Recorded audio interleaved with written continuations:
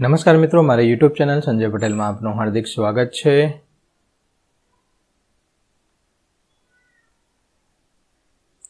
બાળ મિત્રો, આજે આપણે ધોરણ 8 સામાજિક વિજ્ઞાન તેનો પાઠ 13 પાઠનું નામ છે માનવ સંસાધન। તેની સ્વાધ્યાયન પોથી જે આ વર્ષે નવી આવેલી છે તેનું સંપૂર્ણ સોલ્યુશન આજે આપણે આ વિડીયોની અંદર જોવાના છીએ। પરંતુ તે પહેલાં જે મિત્રો અમારી ચેનલમાં નવા છે, જેમણે હજુ સુધી અમારી ચેનલને સબસ્ક્રાઇબ નથી કરી, તે અમારી ચેનલને જરૂર સબસ્ક્રાઇબ કરે, વિડીયો લાઇક કરે, શેર કરે અને બેલ નોટિફિકેશન આઇકોન ઓન કરે, જેથી અમારા દરેક નવા વિડીયોની નોટિફિકેશન તમારા મોબાઈલની સ્ક્રીન પર મળી શકે। મિત્રો, આ દરેક વિડીયોનું PDF સ્વરૂપે સોલ્યુશન મેળવવા માટે તમારા મોબાઈલના પ્લે સ્ટોરમાં વિશ્વગુરુ સર્ચ કરી એપ્લિકેશન ઇન્સ્ટોલ કરી શકશો। તદ્દન ફ્રી એપ્લિકેશન છે, કોઈપણ પ્રકારનો ચાર્જ તમારી પાસેથી લેવામાં આવતો નથી। શરૂઆતની સ્ક્રીન આવી જોવા મળશે, તેમાં સ્વાધ્યાયન પોથી પર ક્લિક કરી ધોરણ 8 પસંદ કરી વિષય સામાજિક વિજ્ઞાન પર ક્લિક કરતા વિડીયોના ઓપ્શન પરથી તમે વિડીયો જોઈ શકશો અને પીડીએફના ઓપ્શન પરથી તમે PDF સ્વરૂપે સોલ્યુશન મેળવી શકશો અને MCQના બટન પરથી તમે ચેપ્ટર વાઇઝ તમારા જ્ઞાનની ચકાસણી કરી શકશો। ખૂબ જ સારી એપ છે, એકવાર જરૂર ડાઉનલોડ કરીને જોજો। ચાલો સોલ્યુશન શરૂ કરીએ। તેમાંનો પ્રશ્ન પહેલો છે, સાચો વિકલ્પનો ક્રમ શોધી બાજુના ચોરસ ખાનામાં લખવાનો છે। પહેલું છે, વસ્તી વિતરણ બાબતે નીચેનામાંથી કયું વિધાન યોગ્ય નથી એવું કીધું છે। ઓપ્શન સી, પર્વતો અને રણ વિસ્તારોમાં વધુ વસ્તી વસવાટ કરે છે, તે સાચો જવાબ છે, ઓપ્શન સી લખવાનો છે। બીજું છે, નીચેનામાંથી વસ્તી ગીચતાનું કયું સૂત્ર સાચું છે, ઓપ્શન એ। ત્રીજું, સૌથી વધારે વસ્તી ગીચતા ક્યાં, ઓપ્શન સી, દક્ષિણ મધ્ય એશિયામાં।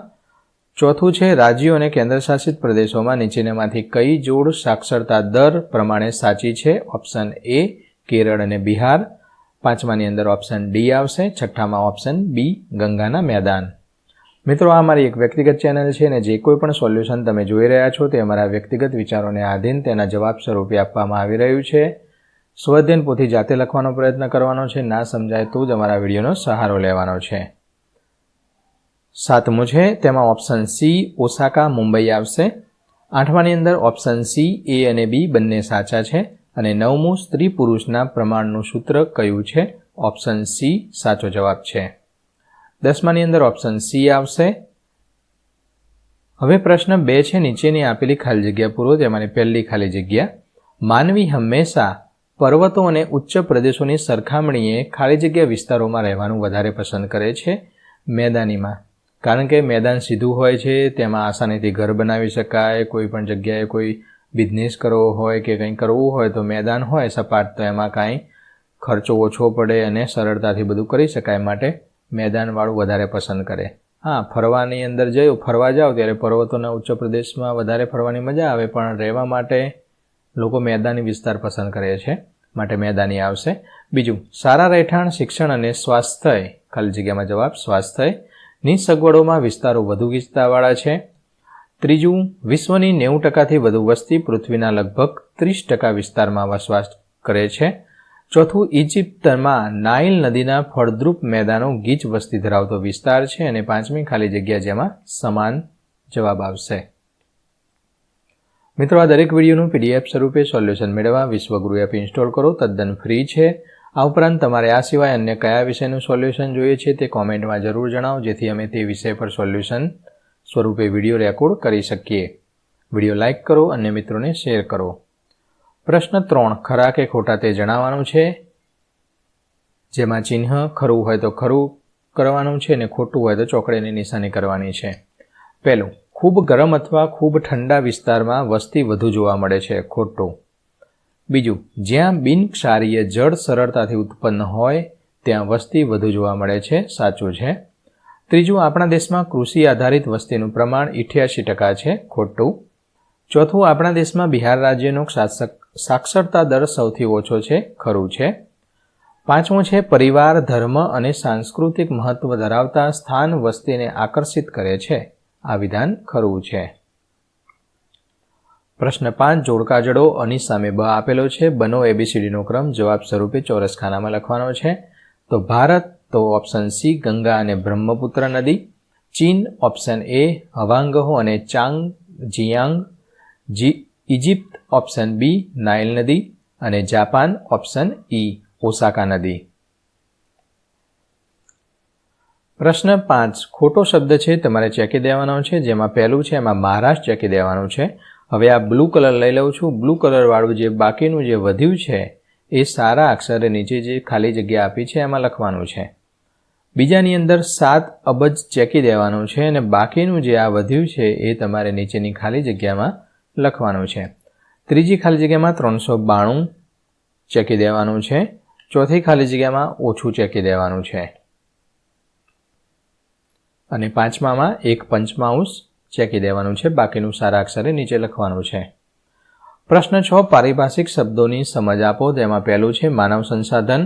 તો તેની અંદર તમારે પારિભાષિક શબ્દો છે તેને સમજાવવાના છે. તો તેમાં જોઈએ તો જ્યારે કોઈ વ્યક્તિ પોતાની બુદ્ધિ, આવડત, જ્ઞાન અને કાર્યશક્તિનો ઉપયોગ કરીને સમાજ કે દેશ માટે મૂલ્યવાન કાર્ય કરે ત્યારે તેને માનવ સંસાધન કહેવામાં આવે છે. હવે બીજું છે સ્ત્રી પુરુષનું પ્રમાણ. તો પ્રતિ 1000 પુરુષોની વસ્તીમાં સ્ત્રીઓની વસ્તીને સ્ત્રી પુરુષનું પ્રમાણ કહે છે, જેનું સૂત્ર છે મહિલાની વસ્તી એના ભાગ્યા પુરુષની વસ્તી એના ગુણ્યા 1000 કરો. એટલે કે સ્ત્રી પુરુષનું પ્રમાણ છે, માની લો કે 1000 પુરુષો હોય એમાં 800 સ્ત્રી છે એ પણ દર્શાવી શકાય, અથવા તો 1000 બાળક છોકરાઓનો જન્મ થાય છે ત્યારે 800 છોકરીનો જન્મ થાય છે. આ બધું ગુણોત્તરમાં આવે. તો આ ગુણોત્તર પ્રમાણ છે તે જાણવાનો હોય છે, માટે સ્ત્રી પુરુષનું પ્રમાણ અહીંયા આપેલું છે. પ્રશ્ન 7 1-2 વાક્યમાં જવાબ આપો. જેમાંનો પહેલો પ્રશ્ન છે કયા 5 રાજ્યમાં દેશની અડધાથી વધુ વસ્તી વસવાટ કરે છે? એટલે આખા દેશની અંદર જેટલી વસ્તી છે એ વસ્તીની અડધી વસ્તી આ 5 રાજ્યોની અંદર છે. એ રાજ્યો છે ઉત્તર પ્રદેશ, મહારાષ્ટ્ર, બિહાર, પશ્ચિમ બંગાળ અને આંધ્રપ્રદેશ. બીજું, વસ્તી વિતરણ એટલે શું? તો પૃથ્વી સપાટી પર જે પ્રકારે વસ્તી ફેલાયેલી છે તે વસ્તી વિતરણની તરાહ કે વસ્તી વિભાજન કહે છે. ત્રીજો પ્રશ્ન છે સાક્ષરતા દરનું સૂત્ર જણાવો. તો સાક્ષરતા દરનું સૂત્ર માટે 7 વર્ષ કે તેથી વધુ ઉંમરના સાક્ષર વ્યક્તિ, એટલે કે 7 વર્ષ હોય ત્યાં સુધી બાળક છે એ બાળક કહેવાય અને રમવાની ઉંમર હોય એટલે રમતો હોય. 7 વર્ષનો થાય એટલે એને ભણવા માટે બેસાડીએ. ત્યાંથી એ કેટલું ભણ્યો છે તે જો એ વધારે ભણ્યો હોય, કંઈ ના ભણ્યો હોય તો એને નિરક્ષર કહેવાય. પણ અહીંયા 7 વર્ષ કે તે વધુ ઉંમરના બાળકો ગણવાના અને જે ભણ્યા હોય તેની સંખ્યા ઉપર લખવાની. નીચે 7 વર્ષ કે તેનાથી વધુ ઉંમરની વસ્તી હોય તે લખવાની કુલ વસ્તી. એને ગુણ્યા 100 કરો એટલે સાક્ષરતાનો દર આવે. સાક્ષરતાનો દર આપણને એ જાણવા મળે છે કે કોઈપણ રાજ્ય અથવા જિલ્લાની અંદર કેટલા ટકા લોકો ભણેલા છે તે. સૌથી વધારે કેરળનો છે. ચોથું, ક્ષેત્રફળની દ્રષ્ટિએ ભારતનું સૌથી મોટું રાજ્ય કયું? રાજસ્થાન. શેની? ક્ષેત્રફળની દ્રષ્ટિએ, વિસ્તારની દ્રષ્ટિએ, વસ્તીની દ્રષ્ટિએ નહીં, જગ્યા સૌથી મોટું. પાંચમું, ભારતમાં એવા રાજ્યો કયા છે જ્યાં વસ્તી વૃદ્ધિનો દર વધુ છે પણ સાક્ષરતાની ટકાવારી ખૂબ જ ઓછી છે? એટલે કે વસ્તી છે એ વધે છે પણ ભણે ઓછું, એવું કોણ? કયા રાજ્યોમાં? અરુણાચલ, રાજસ્થાન પ્રદેશ, ઝારખંડ, આંધ્રપ્રદેશ. આ રાજ્યો એવા છે જ્યાં વસ્તી વૃદ્ધિનો દર વધુ છે પણ સાક્ષરતાની ટકાવારી ખૂબ ઓછી છે. પ્રશ્ન 8 મુદ્દાસર જવાબ આપવાનો છે. તેમાં પહેલો પ્રશ્ન છે વસ્તી વિતરણને અસર કરનારા ભૌગોલિક પરિબળો જણાવો. ભૌગોલિક પરિબળોની અંદર ઘણા બધા પરિબળો ભાગ ભજવે, તેમાં અહીંયા ટોપિક વાઇઝ આપેલા છે. જેમાં પહેલું, માનવી હંમેશા પર્વતો અને ઉચ્ચ પ્રદેશોની સરખામણીએ મેદાની વિસ્તારમાં રહેવાનું વધારે પસંદ કરે છે. આ વિસ્તારો ખેતી, ઉદ્યોગ અને સેવા પ્રવૃત્તિ માટે ઉપયોગી છે. આબોહવાની વાત કરીએ ભૌગોલિક દ્રષ્ટિની અંદર તો વસ્તી સામાન્ય વિષમ તીવ્ર આબોહવા એટલે કે ખૂબ ગરમ અથવા ખૂબ ઠંડા વિસ્તારોમાં રહેવાનું પસંદ કરતી નથી. જમીનની વાત કરીએ તો ફળદ્રુપ જમીન ખેતી માટે ઉપયોગી હોવાથી આવી ફળદ્રુપ જમીનવાળા વિસ્તારમાં વધુ વસ્તી હોય છે. હવે આ પર્વત ઉપર ને એના ઉપર રહેતા હોય તો ખેતી ક્યાં કરવી? એટલા માટે લોકો ખેતી કરવું હોય, ધંધા કરવા હોય, કોઈ દવાખાના હોય, શિક્ષણની કોલેજો હોય, આ બધું છે એ મેદાની વિસ્તારોની અંદર સરળ ખર્ચે બધું તેનું સ્થાપના કરી શકાય, શરૂ કરી શકાય માટે મેદાનમાં રહે છે, મેદાની પ્રદેશમાં રહે છે. જળ એટલે કે પાણી, તો જ્યાં બિન ક્ષારીય એટલે કે ક્ષારવાળું પાણી છે આપણે કોઈ કામમાં ના આવે, પીવા માટે કે આમાં કોઈ કામમાં ના આવે, પછી ફિલ્ટરો મૂકવા પડે.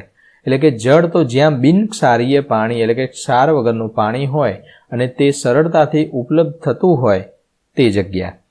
હવે ખનિજની વાત કરીએ તો તે ભૌગોલિક પરિબળમાં ખનિજ પણ આવે છે. તો ખનિજ સંસાધનવાળા વિસ્તારો વધુ વસ્તી ધરાવે છે.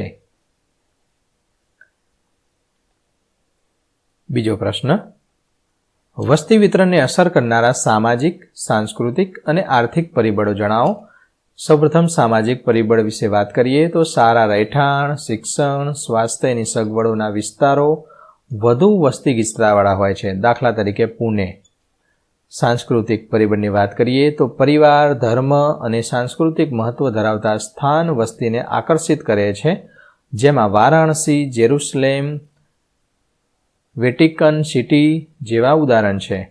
આર્થિક પરિબળોની વાત કરીએ તો ઔદ્યોગિક વિસ્તાર રોજગારીની તક ઊભી કરે છે. વસ્તી મોટી સંખ્યામાં આ વિસ્તારોમાં આકર્ષિત થાય છે અને જાપાનમાં ઓસાકા અને ભારતમાં મુંબઈ બંને 20 ગીચ વસ્તીવાળા ક્ષેત્રો છે.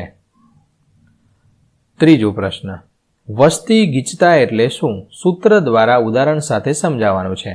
તો પૃથ્વી સપાટીના એકમ ક્ષેત્રમાં એટલે કે એક ચોક્કસ ક્ષેત્રની અંદર વસવાટ કરનારા લોકોની સંખ્યાને વસ્તી ગીચતા કહે છે, જેને સામાન્ય રીતે ચોક્કસ કિલોમીટરમાં રજૂ કરી શકાય. ઉદાહરણ તરીકે ધારો કે એ ગામનું ક્ષેત્રફળ 50 ચોરસ કિલોમીટર છે અને વસ્તી 5,000 લોકોની છે. તો એનું વસ્તી ગીચતાનું સૂત્ર કુલ વસ્તી તો 5,000 છે, કુલ ક્ષેત્રફળ 50 ચોરસ કિલોમીટર છે. તો 5,000 ભાગ્યા 50 કરો, 0 ગઈ અને 5 એકા 5 તો 100 વધ્યા. તો વસ્તી ગીચતા 100ની કહેવાય.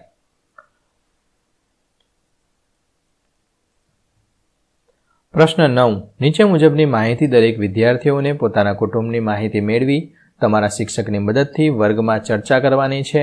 અહીંયા કુટુંબના સભ્યનું નામ મગનભાઈ, જે પુરુષ, ઉંમર 80 વર્ષ, શિક્ષણમાં પ્રાથમિક સુધી, વ્યવસાય ખેતી. રામુબેન, સ્ત્રી, 78 વર્ષ, પ્રાથમિક સુધી ભણ્યા, ખેતી કરે છે. વિકાસભાઈ 45 વર્ષના, કોલેજ કરેલી છે, ધંધો કરે છે. વર્ષાબેન 43 ઉંમર, કોલેજ કરેલી છે, નોકરી કરે છે. તો આ પ્રમાણે તમારે કુટુંબના સભ્યોના નામ અહીંયા લખી અને એમની વિગત લખવાની છે. મેં અહીંયા નમૂના રૂપ લખ્યું છે. તમારે આ બેઠું લખવાના નથી, તમારા ઘરના સભ્યોના નામ લખવાના છે અને શું કરે છે, કેટલું ભણેલા છે, ઉંમર અને વ્યવસાય અહીંયા લખવાનો છે. ઓકે. પ્રશ્ન 10, પાઠ્યપુસ્તકના પાના નંબર 92, 93 અને 94 પરના કોષ્ટક પરથી નીચે આપેલા કોષ્ટકમાં સાક્ષરતા દર પ્રમાણે રાજ્ય અથવા પ્રદેશને ગોઠવવાના છે. 100 થી 80 સુધીનો સાક્ષરતા દર હોય તેવા રાજ્યો અહીંયા લખેલા છે. આ પ્રમાણે તમે લખી શકો. 79.99 થી 70 સુધીનો સાક્ષરતા દર હોય તેવા રાજ્યો અને પ્રદેશના નામ અહીંયા લખેલા છે અને 69.99 થી ઓછી સાક્ષરતા હોય તે અહીંયા લખેલું છે. આ પ્રમાણે તમારે વિભાજન કરવાનું છે. પ્રશ્ન 11, નીચે આપેલા ભારતના નકશામાં જે તે વિગતોને લગતું રાજ્ય દર્શાવી રંગ પૂરો. તો અહીંયા આપેલું છે સૌથી ઓછી સાક્ષરતા ધરાવતું રાજ્ય, લાલ કલર પૂરવાનો છે, જે બિહાર. તો અહીંયા જે આ લાલ કલર પૂરેલો છે તે બિહાર છે. તે જ રીતે અહીંયા સૌથી વધુ સ્ત્રી પુરુષ પ્રમાણ ધરાવતું રાજ્ય વાદળી, જેમાં કેરળ.